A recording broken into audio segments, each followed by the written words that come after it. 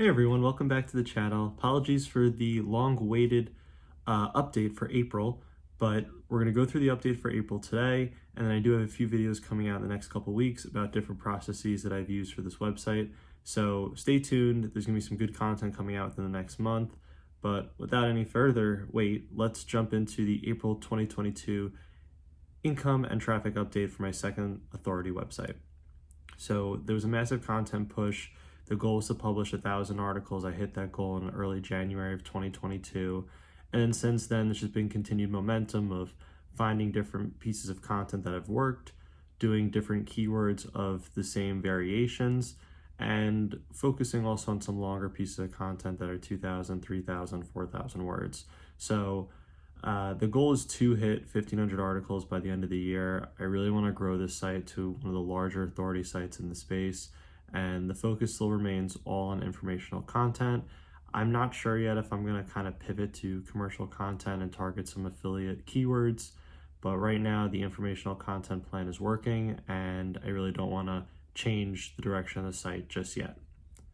Word count update, so I'm at 1.25 million words. There's 1,187 articles on the site, and these have all been published in the first 17 months. So definitely a very aggressive content push. There's been a significant investment into the site in terms of my own capital. I have wrote a few of these articles. I think last month, I mentioned this before, I was working on an article that was over 2,500 words with a lot of pictures. That article turned out great. It's actually ranking number 7 on the first page for its main keyword, so I'm excited about what the future of that article is going to be, and that may prompt me to put out some more content myself in the coming weeks.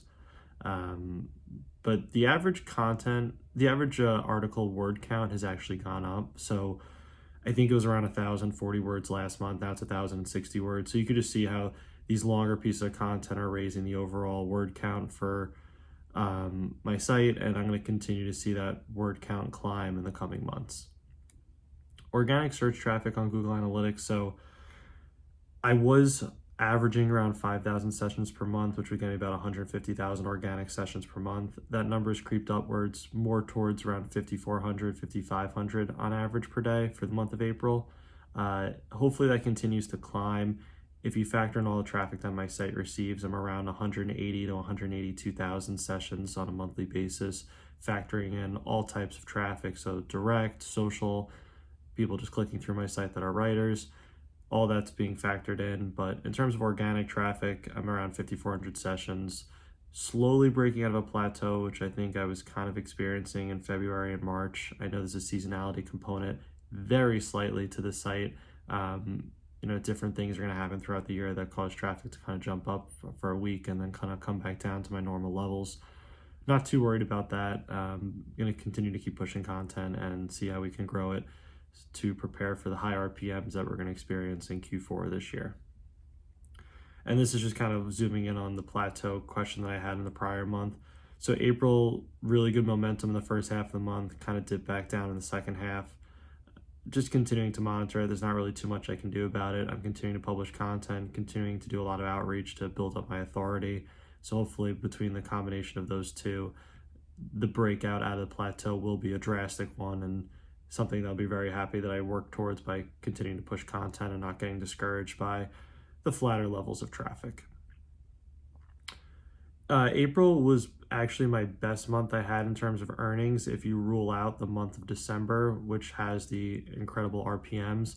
But if you apply December's RPMs that I received to this month, I would have probably made around $600 to $6,500, which is incredible. Just showing how this higher level of traffic is really growing my site and pushing it forward. So for the earnings for the month of April was $4,128, and that was on just around 184,000 sessions, which is just an incredible mark for the site. RPM very consistent to what I saw in March, around $22.35. But as we approach June, RPMs are going to rise. Usually the last month of each quarter is the highest RPM that you're going to experience for that quarter. So June should have pretty good RPMs, then it'll dip back down for July, and then I'll work towards higher RPMs in September. And then we wrap up the year with the fantastic Q4. So that's something I'm really excited about. And every piece of content that I put on the website, that's what my goal is to make sure that content's ranking by November, December, so I can really capture the high RPMs that those months will be offering. SERP Robot Keyword Tracker, so nothing really new here. This is just kind of the historical progress of my main keyword for each article, how it's ranked and progressed over time. So starting from the middle of February in 2021 to June, August, November 2021, December and March 2022, and then April 2022. This is kind of where the site's at now. The biggest things to note is top 3. So content is aging. Perhaps the authority is rising in my site. I have been doing some more internal linking, but more articles are creeping into the top 3, which is going to be contributing more traffic to the site ultimately at the end. I think it's good to see articles hitting the top 30 and top 10. I kind of deem that more as it just being indexed and Google's picking it up. If you want to get traffic, you want to probably be in the top 3. So that's the key number that I'm focused on. And you can just see from the past months, that's been the largest progression. Tracking keywords, just focusing on that competitive keyword that I have, still ranked number 3. It kind of goes up and down between 3 and 4. The traffic did grow substantially for the month of April, which I'm going to show in the next slide, so I'm happy to see that.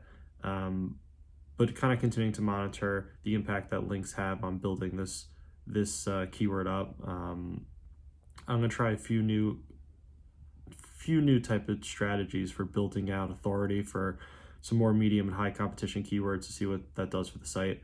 But this is just the traffic growth from that article, and you can see some huge spikes for April. There's really no seasonality component to this article. If anything, maybe the summer benefits the most. I haven't really experienced it yet because this article was never really ranked for the summer months when I published it back in December 2022. I'm sorry, December 22nd of 2020. So it's been a long grind with this article. It just kind of shows you how you can write a great article, put some pictures in it, interlink it, build links to it, and it still takes over a year to rank. But now it's bringing around anywhere from 20 to 40 sessions per day, which is exciting and encouraging to see from my efforts that I've put in updating the content and building links.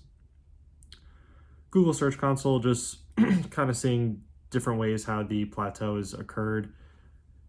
I'm not too concerned over the plateau just because a lot of new content is still not ranking yet that I put out this year. So it's not like I'm having that type of impact where new content is coming in, bringing in traffic, and old content's not being ranked anymore. I really haven't seen that yet. The site's still early enough where like there's not going to be too much content decay. I think as you approach kind of the end of your second year, maybe that'll be more of a factor where going back and updating content will make an impact.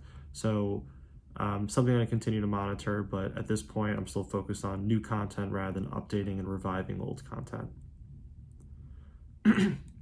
Okay, so backlinks growth. I did a lot of outreach the past month for building backlinks. The main thing I've done is actually doing guest posts. So my focus was always kind of reaching out to people through different social media networks and finding other people that had a blog within my niche and saying, this is an article that's really good on your site. I have an article that's very similar. Would you be willing to link back to my article from it? And kind of exchanging value and understanding the different things of what they would want in return, whether they would want an article on my site, whether they want me to help coordinate a 3-way link exchange. I've been kind of focused on doing those type of things to pump up content that I wanted to rank a little bit higher that was just outside maybe the top 3 or top 5. Now I've kind of pivoted that strategy to actually offer a guest post with a little bit of a twist to it.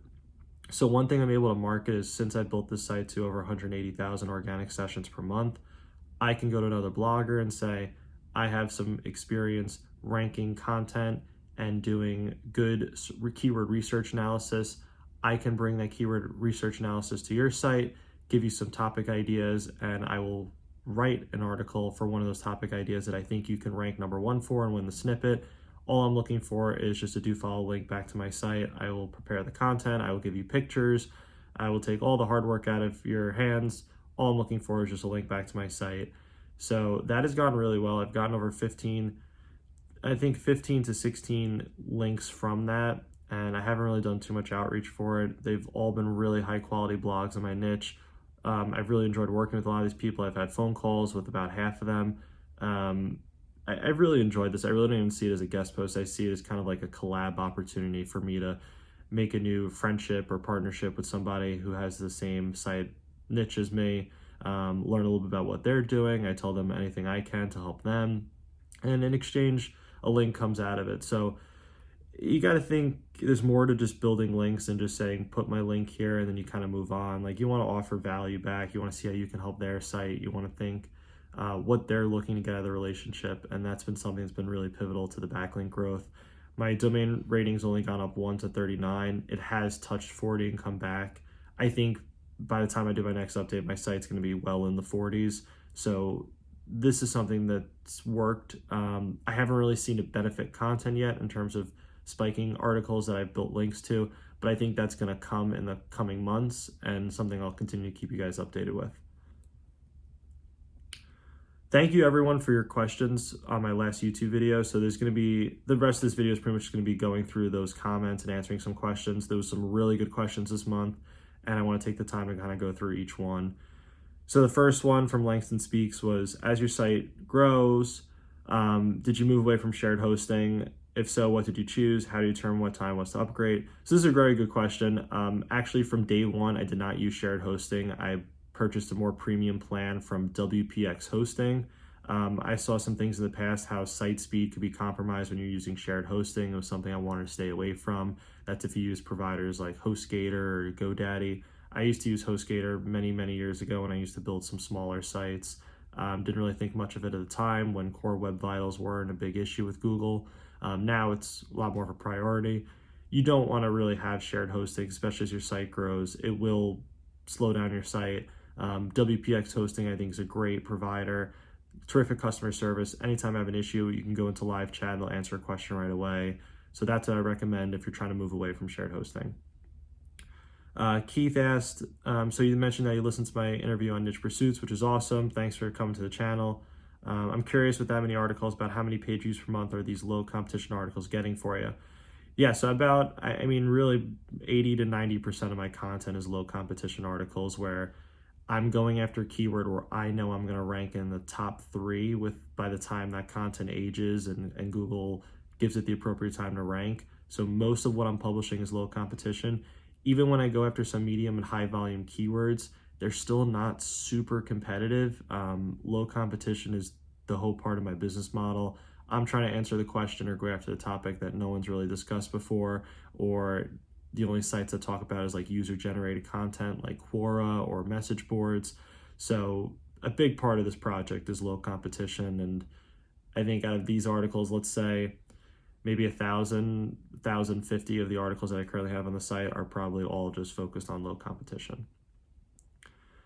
Geek Techna said, can you go over how you organize and structure your site to silos of 1,000 articles and a million plus words? How do you ensure there's plenty of link juice? Yes, this is something I'm still working through.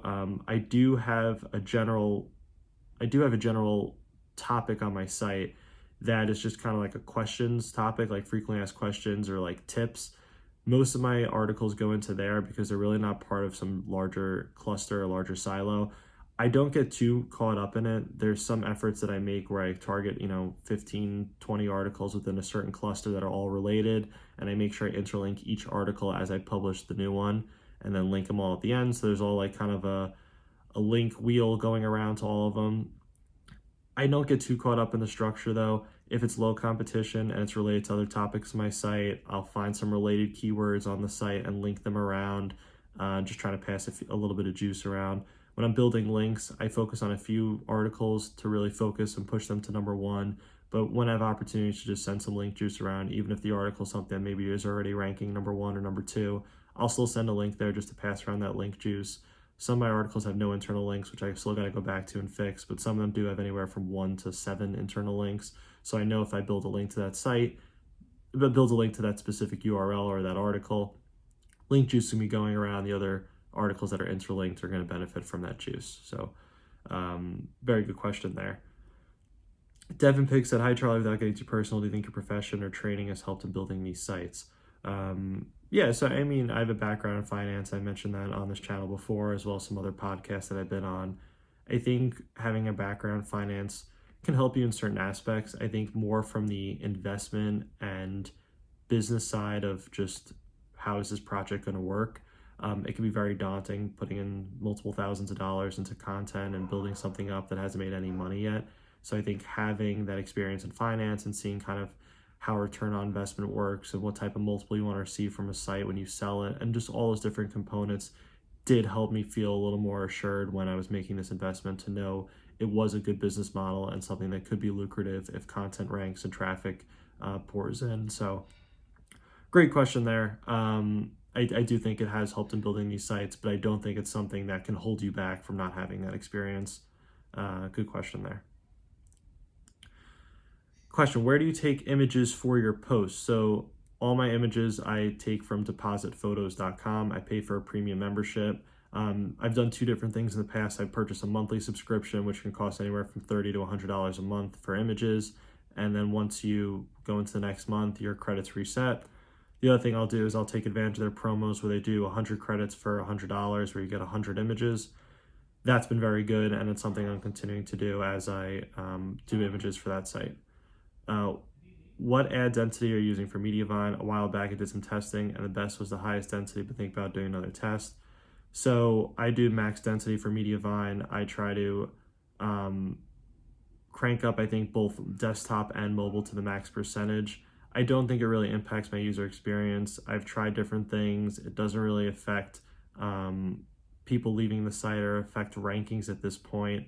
I've talked to other people in the space that all maxed out their densities for their site, so it's something I'm going to continue to do and something that's going to bring in the most amount of revenue at this point. What do you think about the new Google Analytics 4? Yeah, I don't really like it either. I'm still on the old analytics, something that I think we have to update by July of 2023. It is very difficult to find basic stats, and something I'm probably gonna have to explore the next couple months because I want that historical data to start feeding through. I don't like it. I hope there's some change. Doesn't seem like that's gonna happen. I'll address it later on. Oh, Rams call. Thanks for leaving a question. What is the average time on page? Oh, it's a good question. I'm not sure where that is. If you know where I can grab that for Mediavine or another source, just let me know, and I'm happy to give that number in the next video. So Tell You Why said, how is authority site number 1 going? It makes anywhere from $600 and $1,000 a month, consistent, gets anywhere between 1,000 to 1,200 organic sessions per day. It's moving slowly. Kind of not spending too much effort on it. Don't really want to build out that site anymore when I have this asset that's doing much better. But the site is still a success at this point. It's just the site that I'm working on now, authority site number 2, is a better place to put my time and efforts and put in more content. So Studio said, if you added over 100 new informational content with low competition keyword, when it tracks search, something appeared and something not found, do you think that is normal? Okay, so he's pretty much saying when you put in a main keyword for an article, it'll get picked up and then it might disappear the next day, and then following week it might come back again. Yeah, it's just showing when you publish new content, it's going to come in and out of the SERPs when you see the URL. So SERP Robot's really cool because not only does it pick up where your site is, it picks up your root domain. Sometimes you could have like a different article ranking, even though that's not the article that you want to pick up for that main keyword. It'll pretty much pull whatever you have for your domain as the highest ranking URL. So as your content ranks, it's going to bounce in and out of the SERPs, and SERP Robot just picks that up. So I think that is normal, and that's not too much to be concerned about. And lastly, Andreas, do you use featured images in your posts? I do use featured images in my posts. I make sure all my posts have a featured image, and then sometimes I will add additional images to the content if it's a longer piece of content or I'm trying to just improve the user experience. So I think it's important to have a featured image. I think it helps with making my content look more unique. And then also it's an extra thing that the user has to scroll through to get to your content. People like pictures. Pictures look good on the site, especially when I use Deposit Photos, which has very high quality images. So it's something I will continue to use. And then from here, I'm going to just continue to publish more content. I already have 11 articles published in that new category. I plan to do over 25 articles there. I have a few more that I got back from the writers that I will update this week. And the plan to build the authority to 40 plus and kind of see what that does to the site. I'm starting to get into that neighborhood where I'm competing with larger sites in my space that have a domain authority between 40 and 60. So building up that authority, continuing to do outreach, making connections in my niche is only going to help me from here. And I'm going to try to continue to do that. And hopefully we break out of this plateau and hit some new levels of traffic. I want to be real well positioned to capitalize from the high RPMs from Q4, and excited to see where the site can grow. Thanks for following along for this journey. Make sure to subscribe though. I will have some good videos coming out this week for some additional aspects of building websites in terms of link building and content. So stay tuned. There'll be some beneficial videos, I think, for everyone. Thanks.